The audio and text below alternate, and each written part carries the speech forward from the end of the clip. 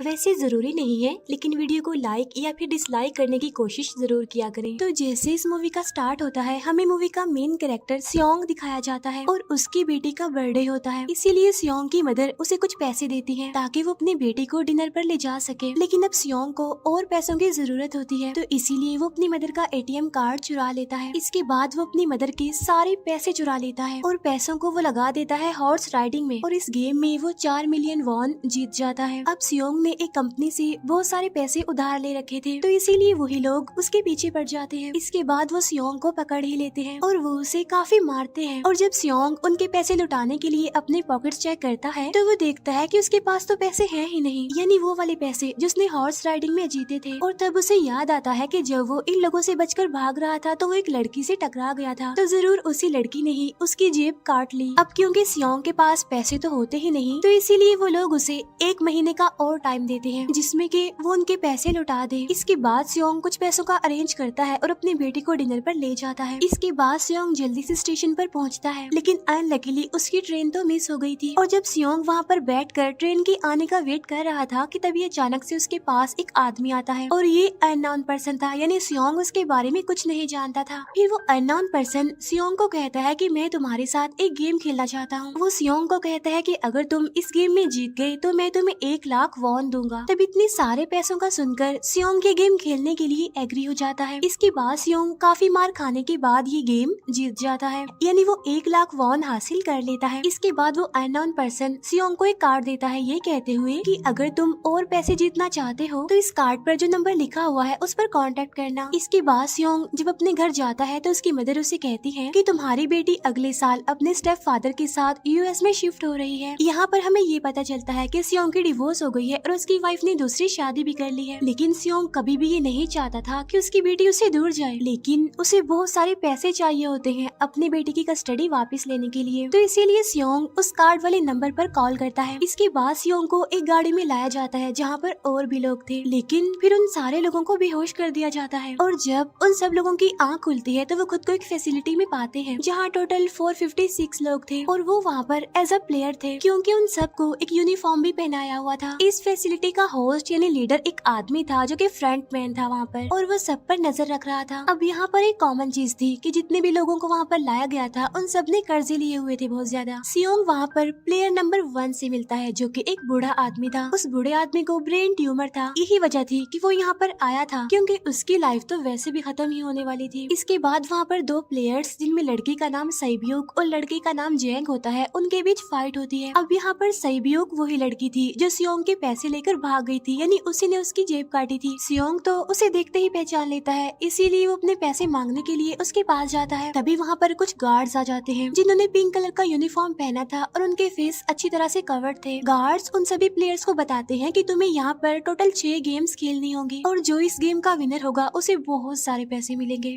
इसके बाद उन सबसे एक कॉन्ट्रैक्ट पर साइन करवाया जाता है और इस कॉन्ट्रैक्ट के 3 मेन रूल्स थे। पहला रूल ये कि कोई भी प्लेयर अपनी मर्जी से गेम को छोड़कर नहीं जा सकता। दूसरा रूल ये होता है कि जो भी प्लेयर खेलने से मना करेगा तो उस प्लेयर को एलिमिनेट कर दिया जाएगा, और उनके मुताबिक एलिमिनेट का मतलब क्या था ये तो हम आगे ही जानेंगे। गेम का तीसरा रूल ये था कि अगर मेजोरिटी इस गेम को खेलना नहीं चाहती तो वो इस गेम को छोड़कर जा सकते हैं। इसके बाद उन सबको गेम के लिए ले जाया जाता है। अब यहाँ पर सियोंग अपने क्लासमेट सेंगवू से भी मिलता है जो कि उसे बचपन से जानता था। सियोंग उसे वहाँ पर देखकर काफी हैरान होता है क्योंकि वो तो किसी बिजनेस के लिए आउट ऑफ कंट्री चला गया था। अब पहले गेम के लिए वहाँ पर एक काफी बड़ी डॉल थी और इस गेम का रूल काफी सिंपल था, और वो ये था कि डॉल जब भी गाना गाएगी उन सबको आगे बढ़ना है, और जैसे ही वो गाना गाना बंद करेगी तो उन सबको रुक जाना है और मूव नहीं करना है, और अगर कोई हिल गया तो उसे एलिमिनेट कर दिया जाएगा। अब स्टार्टिंग में तो ये सब कुछ उन्हें किसी प्रैंक की तरह लग रहा था, लेकिन जब एक लड़का हिल जाता है तो उसे शूट करके मार दिया जाता है, और यही होता है एलिमिनेट का मतलब, यानी उन्हें मार दिया जाएगा। अब ये देखकर वो सारे लोग काफी घबरा जाते हैं और उन्हें पता चल चुका था कि वो खतरे में है, इसीलिए लोग डरते हुए पैनिक करते हुए इधर उधर भागने लगते हैं।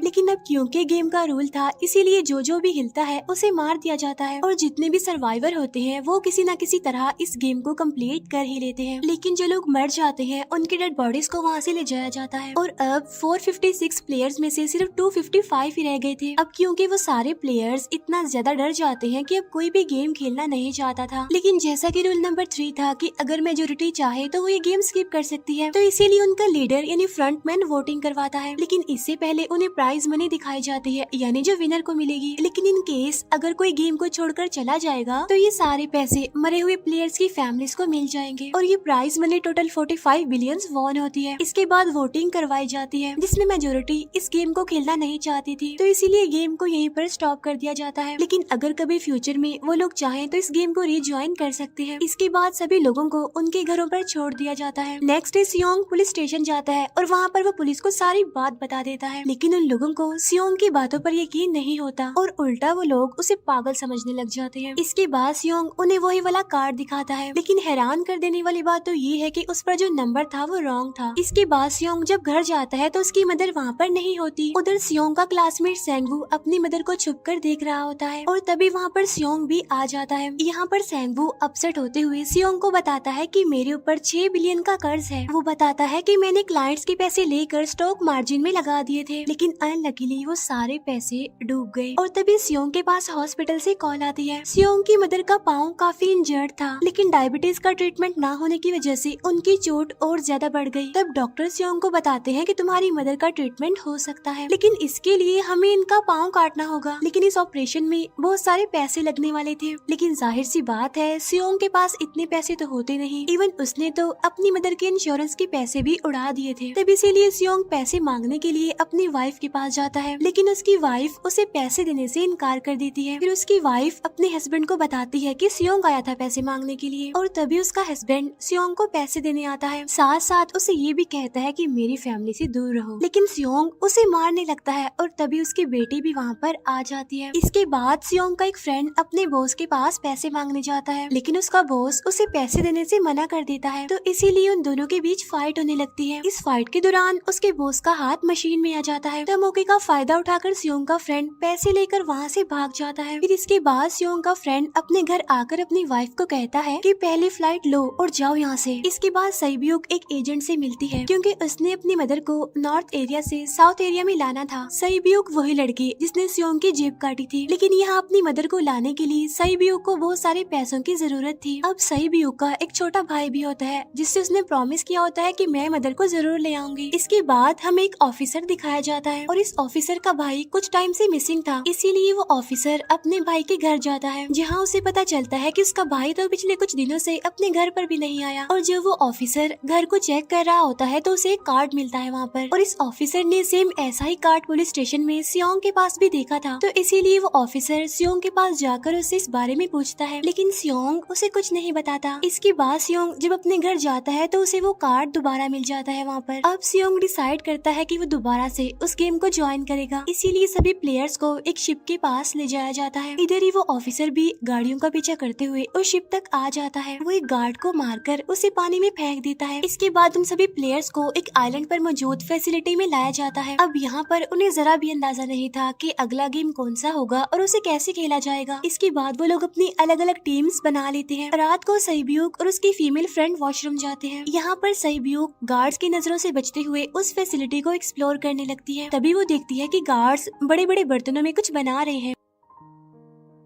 लेकिन अब क्योंकि गार्ड्स को शक हो जाता है तो ये गार्ड वॉशरूम्स को चेक करने के लिए आता है, लेकिन तब तक सईब्यूक वापस आ चुकी थी। इसके बाद सईब्यूक अपनी फीमेल फ्रेंड को सारी बात बता देती है जो उसने देखा था, लेकिन यहाँ पर सेंगवू उन दोनों की बातें सुन लेता है और वो इस बारे में सईब्यूक से पूछता है, जिस पर सईब्यूक बताती है कि वो बड़े बड़े बर्तनों में कुछ पका रहे थे। इसके बाद उन सभी प्लेयर्स को प्ले ग्राउंड में लाया जाता है, जहाँ पर उनके सामने 4 शेप्स थी। 4 शेप्स में से उन्होंने किसी एक शेप को चूज करना था। अब यहाँ पर सेंगवू को पता चल जाता है कि गेम क्या है और क्या करना है हमें। सेंगवू सियोंग को बताता है कि सबने अलग अलग शेप्स को चुनना है। इसके बाद उन सभी को एक छोटा सा बर्तन दिया जाता है जिसमें की शेप्स बनी होती है। अब गेम उनकी ये होती है कि उन्होंने किसी तरह उस शेप को बाहर निकालना है बगैर डैमेज किए, लेकिन अगर शेप जरा से भी खराब हो गई तो उन्हें एलिमिनेट कर दिया जाएगा, यानी मार दिया जाएगा। अब यहाँ पर सेंगवू तो इजिली उस शेप को निकाल लेता है, लेकिन सियोंग इतना ज्यादा घबरा जाता है कि उसकी हालत खराब होने लगती है, लेकिन फिर वो किसी न किसी तरह करके इस गेम को भी जीत लेता है। इसके बाद उन सबको वापस से रूम में लाया जाता है। अब यहाँ पर 187 प्लेयर्स वापस आए थे, जिनमें से अब सिर्फ 108 ही रह गए थे। इसके बाद उन सबको खाने के लिए ले जाया जाता है, लेकिन खाने की वजह से जैंग की एक लड़के से फाइट हो जाती है, जहाँ पर जैंग उस लड़के को इतना ज्यादा मारता है कि वो मौके पर ही मर जाता है। इधर ही हम देखते हैं कि उन प्लेयर्स में से एक डॉक्टर होता है जो गार्ड्स के साथ मिलकर मरे हुए लोगों के ऑर्गन्स निकाल कर उन्हें चाइनीज को बेचने का काम करता है। इसीलिए जब भी डेड बॉडीज को ले जाया जाता है तो वो डेड बॉडीज को गायब कर लेते हैं, क्योंकि ये सब कुछ एक प्लान के अकॉर्डिंग चल रहा था, क्योंकि ये सारा कुछ फ्रंट मैन से छुप कर हो रहा था। यही वजह थी कि कंट्रोल रूम में भी उन्होंने अपना ही एक आदमी बिठाया हुआ था जो कि उन लोगों की सारी वीडियो फुटेज डिलीट कर देता था, और गार्ड्स तो डॉक्टर को गेम के बारे में पहले ही बता देते थे ताकि वो सरवाइव कर सके। यहाँ पर एक गार्ड उसी प्लेयर डॉक्टर को बताता है कि आज हमने प्लेयर्स को जानबूझकर खाना कम दिया है ताकि वो आपस में लड़ने लगे, जिससे होगा ये कि सारे वीक प्लेयर्स गेम से आउट हो जाएंगे। साथ ही गार्ड डॉक्टर को अपनी अगली गेम के बारे में बता देता है। अब 30 मिनट के बाद वहाँ पर लाइट्स ऑफ होने वाली थी। अब यहाँ पर सेंगवू को पता था कि सियोंग की टीम जरूर कोई उल्टा काम करेगी, इसीलिए वो उस टीम को अपने पास बुलाकर उन्हें रिलैक्स रहने के लिए कहता है। उधर वो जो डॉक्टर प्लेयर होता है वो जैंग की टीम में शामिल हो जाता है। यहाँ पर डॉक्टर जैंग को बता देता है कि अगला गेम क्या होने वाला है। इसके बाद लाइट्स ऑफ हो जाती है और जैंग अपनी टीम के साथ मिलकर बाकी सभी को मारने लगता है। जैंग एक लड़की को मारकर सईब्यू को मारने जाता है, लेकिन तभी सियोंग उसे बचा लेता है। इसके बाद गार्ड्स वहाँ पर आकर उन सभी को रोक लेते हैं और अब टोटल 80 लोग रह गए थे। इसके बाद उन सभी को तीसरे गेम के लिए ले जाया जाता है और यहाँ पर उन्हें 10-10 प्लेयर्स की एक टीम बनाने के लिए कहा जाता है, और वो लोग ऐसा ही करते हैं, अपनी अपनी टीम बना लेते हैं। अब क्योंकि जैंग को अगली गेम के बारे में पहले ही पता होता है, इसीलिए वो सईब्यू की फीमेल फ्रेंड को अपनी टीम में नहीं रखता और वो अपनी टीम में सिर्फ मर्दों को ही रखता है। इसके बाद सेंगवू भी अपनी एक टीम बना लेता है। अब क्योंकि उन्हें एक प्लेयर की जरूरत थी तो इसीलिए सईब्यू की फीमेल फ्रेंड उनके टीम में शामिल हो जाती है, और ये गेम असल में टग ऑफ वॉर का होता है, यानी उन्होंने अपने सामने वाली टीम को नीचे गिराना था। इसके बाद गेम स्टार्ट हो जाती है और जैंग की गेम बड़ी आसानी से इस गेम को जीत लेती है। इसके बाद बारी होती है सेंगवू की टीम की। तब प्लेयर नंबर 1 यानी वो बूढ़ा आदमी कहता है कि मैंने अपनी जिंदगी में बहुत सारी टग ऑफ वॉर्स खेल रखी हैं, इसीलिए उन सबको गाइड करता है कि इस गेम को कैसे जीतना है।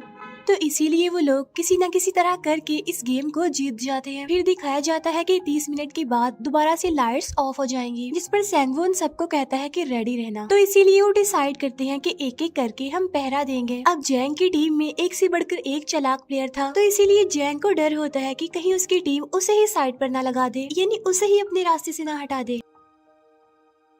दूसरी तरफ डॉक्टर और गार्ड्स मिलकर डेड बॉडी की ऑर्गन्स निकाल रहे होते हैं और इन ऑर्गन्स को डिलीवर करने जाना था गार्ड नंबर 28 एंड 29। तब वो सभी एक डेड बॉडी के बारे में बातें करने लगती हैं जिसकी सिर्फ एक किडनी थी और वो उसे ज़ॉम्बी कह रहे थे। अब यहाँ पर जो गार्ड नंबर 29 था, यानी जिसने वो ऑर्गन्स डिलीवर करने जाने थे, वो कोई और नहीं बल्कि वो ऑफिसर था जो गार्ड के बेस में वहाँ पर आया था। और ये सब बातें सुनकर उसे शक होता है कि शायद ये लोग मेरे भाई की बात कर रहे हैं, क्योंकि उसकी भी एक ही किडनी थी। इसके बाद नंबर 28 और 29 यानी वो ऑफिसर ऑर्गन्स को डिलीवर करने के लिए चले जाते हैं। रास्ते में वो ऑफिसर नोटिस करता है कि टनल में तो बॉम्ब लगा हुआ है। तब नंबर 28 उसे बताता है कि जब हम यहाँ से बाहर निकलेंगे तो इस जगह को ब्लास्ट कर दिया जाएगा। अब यहाँ पर वो ऑफिसर नंबर 28 से और इन्फॉर्मेशन लेने की कोशिश करता है, इसीलिए नंबर 28 को उस पर डाउट होने लगता है, इसीलिए वो उस ऑफिसर को अपना फेस दिखाने के लिए कहता है। अब यहाँ पर वो ऑफिसर अपना फेस भी दिखा देता है, साथ साथ वो नंबर 28 पर गन पॉइंट भी कर देता है। साथ साथ वो ऑफिसर उससे एक किडनी वाले आदमी के बारे में पूछता है कि वो कौन है जिसे तुम ज़ॉम्बी कहते थे, जिस पर वो नंबर 28 उससे कहता है कि वो तो एक लड़की थी। अब यहाँ पर नंबर 28 उस ऑफिसर को कहता है कि तुम लीडर के रूम में जाकर सारी इन्फॉर्मेशन देख सकते हो, वहाँ पर सबका डाटा है। ये जानने के बाद वो ऑफिसर नंबर 28 को मार डालता है। उधर वो डॉक्टर गार्ड से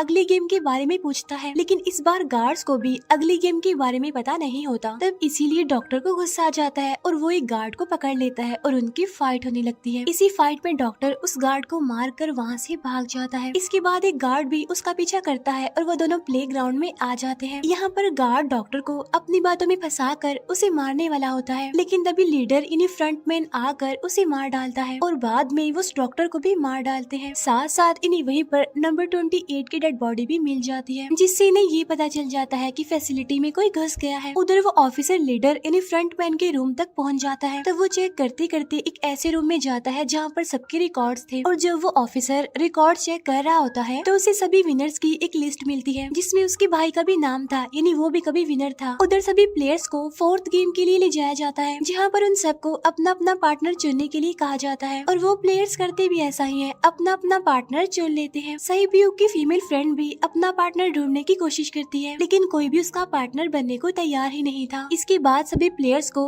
10-10 मार्बल्स दिए जाते हैं। असल में ये गेम ऐसी होती है कि एक प्लेयर को अपने पार्टनर से सारे मार्बल्स लेने होते हैं बगैर कोई जोर जबरदस्ती किए, और जो दूसरा पर्सन होगा यानी जिसके पास मार्बल्स नहीं होंगे उसे मार दिया जाएगा। फिर सैंगवू और सियोंग का फ्रेंड ऑड और इवन का गेम खेलते हैं, जिसमें कि उन्होंने गेस करना था कि सामने वाले के हाथ में कितने मार्बल्स हैं। अब यहाँ पर सियोंग का फ्रेंड सैंगवू के सारे मार्बल्स जीत जाता है, जिसकी वजह से लास्ट में सैंगवू के पास सिर्फ एक ही मार्बल बचता है। अब क्योंकि सैंगवू को पता चल चुका था कि अब वो बच नहीं पाएगा, इसीलिए वो सियोंग के फ्रेंड को अपनी बातों में फंसा कर उसे ये यकीन दिलाता है कि अगर हम में से कोई भी हार गया तो हारे हुए लोगों का मैच दोबारा करवाया जाएगा। अब यहाँ पर सैंगवू धोखे से सियोंग के फ्रेंड के सारे मार्बल्स चेंज कर देता है। इसके बाद सैंगवू मार्बल्स लेकर गार्ड को दे देता है और वहाँ से बाहर चला जाता है, और जब सियोंग का फ्रेंड मार्बल्स चेक करता है तो वहाँ पर पत्थर होते हैं। उधर प्लेयर नंबर 1 यानी उस बूढ़े आदमी की हालत खराब हो रही थी, इसीलिए वो तो इधर उधर घूम रहा था, लेकिन सियोंग किसी तरह उसे खेलने के लिए एग्री कर लेता है। अब यहाँ पर वो दोनों यानी वो बूढ़ा आदमी और सियोंग भी इवन आउट खेलते हैं। अब इनमें से वो बूढ़ा आदमी सियोंग के सारे मार्बल्स जीत जाता है, लेकिन लास्ट राउंड में वो बूढ़ा आदमी भूल जाता है कि उसने क्या चूज किया था। तो यहाँ पर सियोंग उसे बातों में फंसा कर उसके सारे मार्बल्स ले लेता है, लेकिन यकीन मानिए कि वो बूढ़ा आदमी काफी चालाक था। उसने एक मार्बल अपने पास ही रखा हुआ था और वो दोबारा से इधर उधर घूमने लगता है। अब यहाँ पर सियोंग उसे रिक्वेस्ट करता है कि प्लीज मेरे साथ एक और गेम खेलो ना। तब यहाँ पर वो बूढ़ा आदमी कहता है कि मुझे पता है कि तुमने सारे मार्बल्स धोखे से लिए हैं मुझसे। वो कहता है कि मुझे सब पता था, बस मैं पागल बनने की एक्टिंग कर रहा था।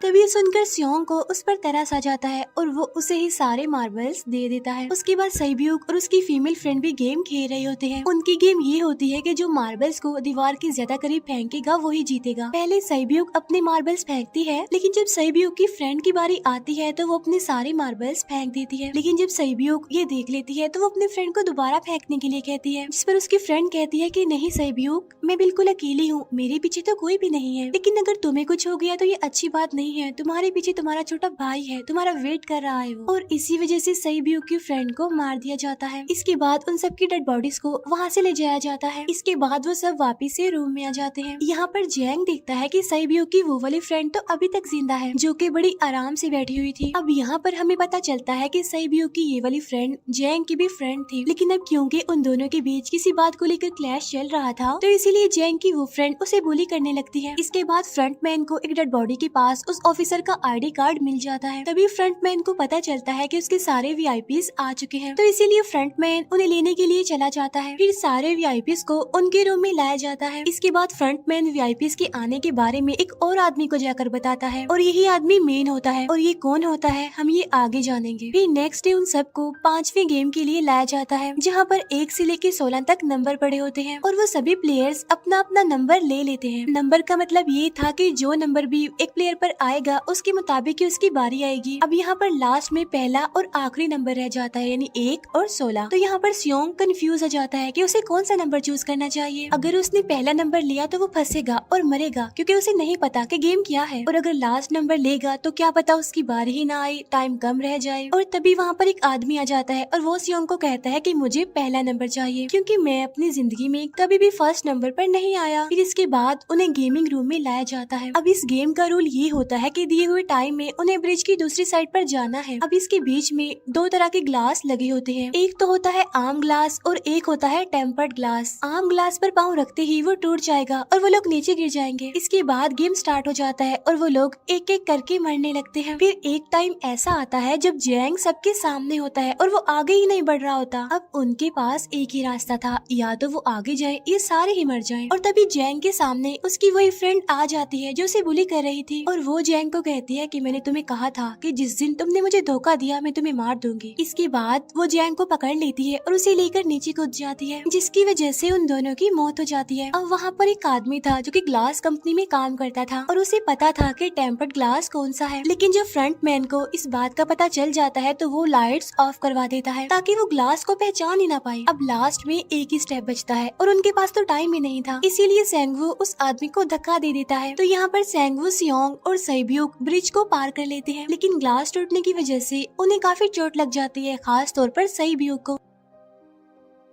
उधर उस ऑफिसर ने एक सर्वेंट को मारकर उसकी जगह खुद ले ली थी। अब एक वीआईपी को उस ऑफिसर पर शक होता है और वो उसे कहता है कि अपना मास्क रिमूव करो, लेकिन वो ऑफिसर कहता है कि ठीक है, लेकिन मैं अंदर जाकर अपना मास्क रिमूव करूंगा। इसके बाद वो ऑफिसर उस वीआईपी को लेकर अंदर चला जाता है। अंदर जाकर वो ऑफिसर उस वीआईपी को बेहोश कर देता है और इस बात का पता फ्रंट मैन को चल जाता है, इसीलिए फ्रंट मैन उसके पीछे जाता है और वो उस ऑफिसर को देख लेता है, इसीलिए वो ऑफिसर वहाँ से भागकर आइलैंड पर आ जाता है। फ्रंट मैन भी उसका पीछा करते हुए वहाँ पर आ जाता है। अब यहाँ पर वो ऑफिसर अपने सीनियर्स को कॉल करने की कोशिश करता है, लेकिन कॉल कट हो जाती है। फिर वो ऑफिसर उन्हें सारे सबूत भेजता है, लेकिन वहाँ पर नेटवर्क नहीं था। इसके बाद फ्रंट मैन ऑफिसर को पकड़ लेता है और उसे उनके साथ चलने के लिए कहता है, लेकिन वो ऑफिसर तो उस फ्रंट मैन पर गोली चला देता है। इसके बाद फ्रंट मैन अपना मास्क उतार देता है, तो वो ऑफिसर देखता है कि वहाँ पर कोई और नहीं बल्कि उसका अपना भाई है वो। इसके बाद ऑफिसर का भाई यानी फ्रंट मैन उसे शूट कर देता है और वो जाकर पानी में गिरता है। उधर ग्लास लगने की वजह से सैब्यूक काफी इंजर्ड हो गई थी और उसका बहुत सारा खून भी बह रहा होता है। इसके बाद तीनों सर्वाइवर्स को डिनर के लिए ले जाया जाता है और उनके पास एक एक नाइफ भी रख दिया जाता है, मतलब रात में उन तीनों में से कोई भी एक दूसरे को मार देगा। तभी सियोंग नोटिस करता है कि सैब्यूक की हालत काफी खराब है, इसीलिए वो सैब्यूक को कहता है कि फिक्र मत करो, हम दोनों साथ हैं और इस गेम में हम दोनों मिलकर सेंगवू को हरा देंगे। इसके बाद हम दोनों यहाँ से बाहर निकल जाएंगे और पैसों को आधा आधा डिवाइड कर लेंगे। सैब्यूक उसे बताती है कि मेरा एक छोटा भाई है जिसे मैं ऑर्फनेज में छोड़कर आई हूँ, और अगर हम दोनों में से कोई भी जिंदा बचकर बाहर जाएगा तो उसे उन दोनों की फैमिलीज का ख्याल रखना होगा। अब सैब्यूक की हालत काफी खराब थी, उसे डॉक्टर की जरूरत थी, इसीलिए सियोंग कोई मदद लाने के लिए जाता है, लेकिन जब तक वो वापस आता है तब तक सेंगवू सैब्यूक को मार चुका था। फिर नेक्स्ट डे उन दोनों को गेम नंबर 6 यानी लास्ट गेम के लिए ले जाया जाता है। गेम का रूल बड़ा ही सिंपल था कि मार दो या मर जाओ, और इस गेम का नाम होता है स्क्विड गेम। इसके बाद गेम स्टार्ट हो जाती है और उन दोनों के बीच काफी फाइट होती है, लेकिन लास्ट में सेंगवू की हालत खराब होने लगती है। तभी सियोंग कहता है कि मैं इस गेम को रोकना चाहता हूँ, और तभी सियोंग सेंगवू को उसके साथ चलने के लिए कहता है, लेकिन सेंगवू तो अपने आप को ही मार डालता है, जिसकी वजह से सियोंग गेम जीत जाता है। फिर फ्रंट मैन सियोंग को कहता है कि तुम बहुत अच्छा खेले, लेकिन मुझे इसकी उम्मीद नहीं थी। इसके बाद सियोंग को उसके घर पर छोड़ दिया जाता है और उसके पास एक एटीएम कार्ड भी था, और जब सियोंग उस एटीएम कार्ड को जाकर चेक करता है तो वो दिखता है कि सारे पैसे उसके अकाउंट में भेज दिए जाते हैं। इसके बाद सियोंग अपने घर जाता है, लेकिन तब तक उसकी मदर की डेथ हो जाती है। इसके बाद हमें 1 साल बाद का सीन दिखाया जाता है, जहाँ पर हम देखते हैं कि सियोंग की हालत काफी खराब हो गई है, यानी वो अब काफी नशा करने लग गया है और उसने अब तक उन पैसों को हाथ तक नहीं लगाया। एक दिन एक फूल बेचने वाली औरत सियोंग के पास आती है और वो उसे सेम वैसा ही कार्ड देती है जिसमें एक एड्रेस लिखा हुआ था, और फिर सियोंग उस एड्रेस पर जाता है, जहाँ पर उसे पता चलता है कि ये सारा किया धरा किसी और का नहीं बल्कि उस बूढ़े का है, प्लेयर नंबर 1 का, और वो अभी भी जिंदा है। यहाँ पर वो बूढ़ा आदमी सियोंग को बताता है कि मैं अपनी लाइफ से बोर हो चुका था और ये सारी गेम मैंने अपने क्लाइंट्स के साथ मिलकर बनाई ताकि मैं लोगों को मरता हुआ देखकर एंजॉय कर सकूं, लेकिन हाँ, हमने किसी को मजबूर नहीं किया था ऐसा करने के लिए, और मैंने गेम में इसीलिए पार्टिसिपेट किया क्योंकि गेम देखने से ज्यादा उसे खेलने में मजा आता है। वो कहता है जो पैसे तुम्हारे पास हैं वो मेरे ही हैं, और ये कहते ही उस बूढ़े आदमी की मौत हो जाती है। इसके बाद सियोंग सैब्यूक के छोटे भाई के पास जाता है और उसे लेकर वो जाता है सेंगवू की मदर के पास, और वो सेंगवू की मदर को कहता है कि इस बच्चे का ख्याल रखना, साथ साथ वो उसे एक बैग भी देता है जिसमें बहुत सारे पैसे होते हैं। इसके बाद सियोंग स्टेशन पर जाता है, जहाँ पर उसे वही अननोन पर्सन मिलता है जो कि उसे मूवी के स्टार्ट में भी मिला था। यहाँ पर सियोंग उसका पीछा भी करता है, लेकिन तब तक वो भाग चुका था। फिर सियोंग उस कार्ड वाले नंबर पर कॉल करता है और वो पूछता है कि तुम लोग कौन हो और लोगों के साथ ऐसा क्यों कर रही हो, क्यों खेल रही हो लोगों की जिंदगी से। लेकिन आगे से उसे रिस्पॉन्स आता है कि सियोंग, अगर तुमने जिंदा बचना है तो प्लेन में चढ़ जाओ। और इसी के साथ ये मूवी यहीं पर एंड हो जाती है। Thank you for watching.